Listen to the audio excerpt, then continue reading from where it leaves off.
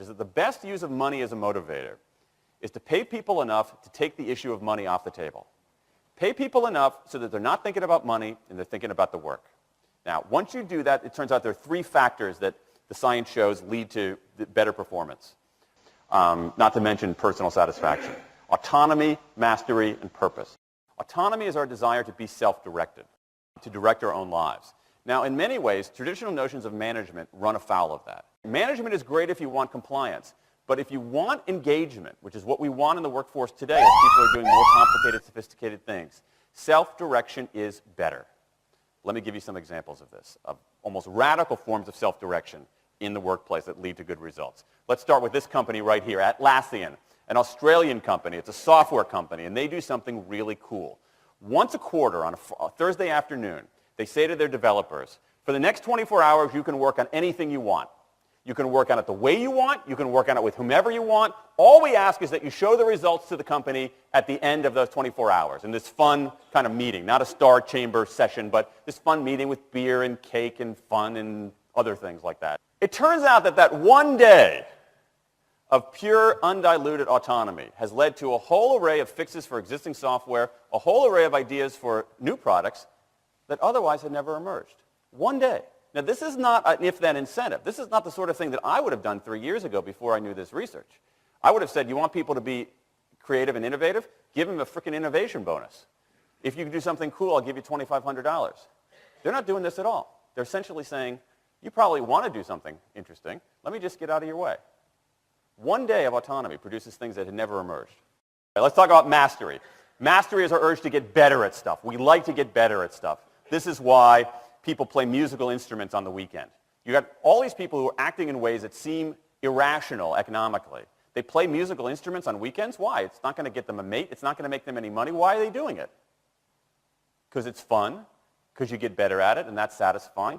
Go back in time a little bit. I imagine this if I went to my first economics professor, a woman named Mary Alice Schulman, and I went to her in 1983 and said, Professor Schulman, can I talk to you after class for a moment? Yeah. I got this inkling. I got this idea for a business model. I just want to run it past you. Here's how it would work. You get a bunch of people around the world who are doing highly skilled work, but they're willing to do it for free and volunteer their time, 20, sometimes 30 hours a week. Okay, she's looking at you somewhat skeptically there. Oh, but I'm not done. And then what they create, they give it away rather than sell it. It's going to be huge. I mean, she truly would have thought I was insane.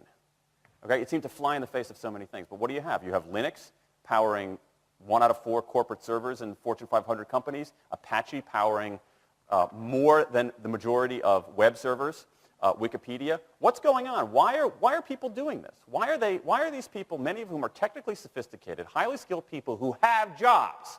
Okay? They have jobs. They're working at jobs for pay, doing sophisticated technological work. And yet, during their limited discretionary time, they do equally, if not more, technically sophisticated work, not for their employer, but for someone else for free. That's a strange economic behavior. Economists who look into it, why are they doing this? It's overwhelmingly clear. Challenge and mastery, along with making a contribution. That's it.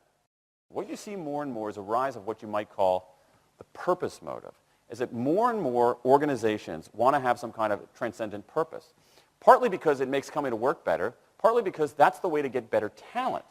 And what we're seeing now is, in some ways, when the profit motive becomes unmoored from the purpose motive, bad things happen. Bad things ethically sometimes, but also bad things just like not good stuff, like crappy products, like lame services, like uninspiring places to work.